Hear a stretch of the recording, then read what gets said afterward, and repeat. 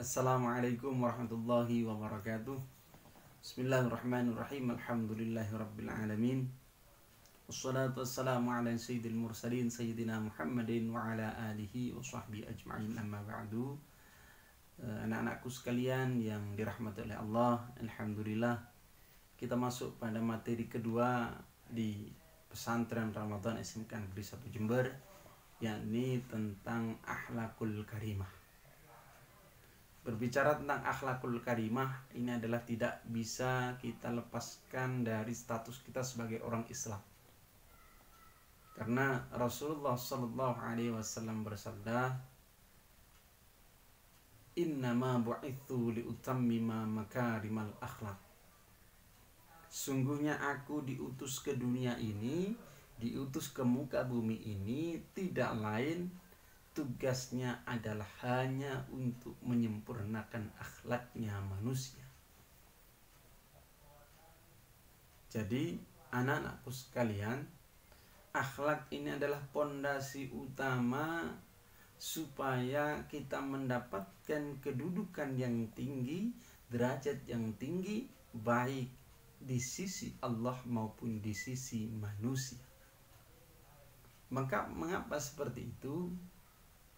Ada satu pendapat yang mengatakan bahwa al-abidu bila ilmin mardudatun la tuqbal.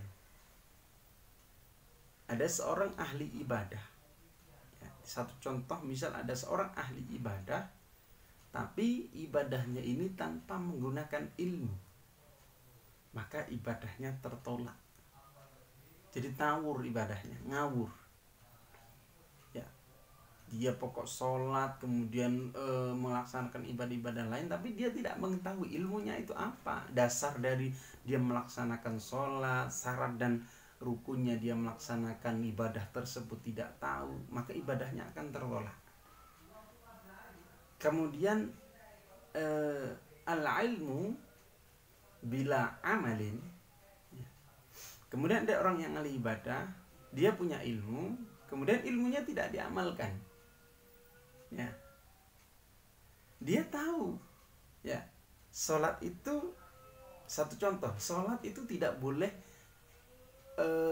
melakukan gerakan selain gerakan sholat lebih dari 3 kali, tapi dia tidak dilakukan, dia tetap gerak saja, garo-garo, kemudian lihat ke sana kemari sholatnya. Ya, ini berarti dia ibadah, kemudian dia punya ilmu, sebenarnya tahu ilmunya itu, tapi dia tidak amalkan. Mardudatun la tuqbal, maka juga akan tertolak orang seperti itu. Kemudian yang ketiga, ada orang ahli ibadah, kemudian punya ilmunya, mengamalkan al-amilu, yaitu dia mengamalkan ilmunya itu, sholatnya benar, sesuai dengan akidah, sesuai dengan aturan lah, sesuai dengan aturan fikih dan lain sebagainya, ya. Bila akhlakin, tapi tidak punya akhlak, mardudatun la tuqbal. Dia ibadahnya bagus, ilmunya punya, mengamalkan, ya, dia tukang ngajari orang, tapi tidak punya sopan santun, baik sopan santun terhadap Allah maupun sopan santun terhadap sesama, maka ibadahnya juga tetap tertolak. Semuanya akan tertolak karena tanpa menggunakan akhlak. Bagaimana akhlak kita beribadah kepada Allah? Apakah ada akhlaknya, Pak Guru? Ada. Satu contoh, kita menggunakan seorang laki-laki, ya, itu sholat hanya dengan menggunakan, mohon maaf, yang penting pakaiannya menutupi pusar sampai lutut, itu sudah sah, ya. Sholatnya sudah sah, akan tetapi secara etika itu tidak sopan. Maka disitulah letak akhlak ini. Kita tiru kepada Rasulullah itu, ya. bahwa laqad kana lakum fi rasulillahi uswatun hasanah. Telah ada pada diri seorang rasul itu contoh yang baik. Kalau kita ingin menjadi orang yang baik, punya akhlak yang baik, tiru akhlak Rasulullah. Nah, itu.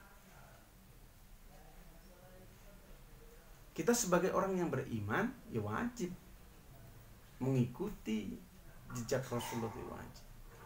Maka akhlak ini dalam kehidupan ini sangat penting.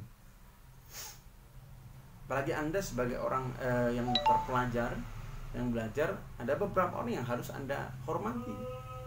Yang pertama adalah hormat kepada orang tua. Ya.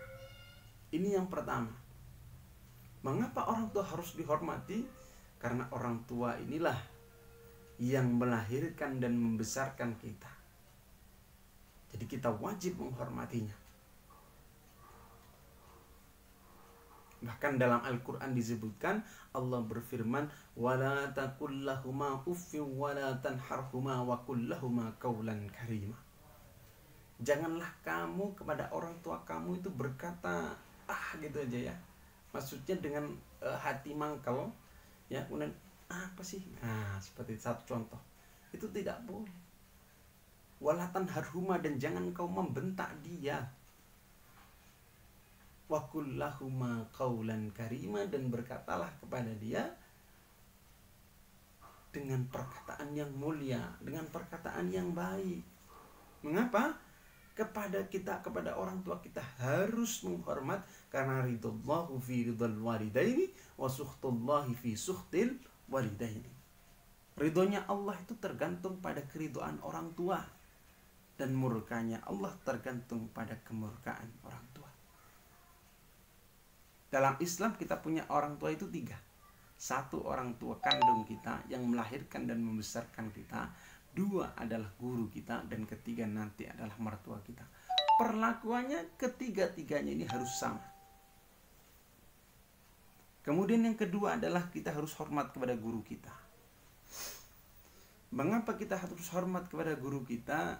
Karena kalau orang tua kandung kita yang mengajar, yang melahirkan dan membesarkan kita, dan yang menafkahi kita secara zahiran dan membimbing kita, akan tetapi kalau guru adalah orang yang memberi kita ilmu, yang memberitahu kita dari sebelumnya kita tidak tahu membaca, akhirnya kita bisa membaca.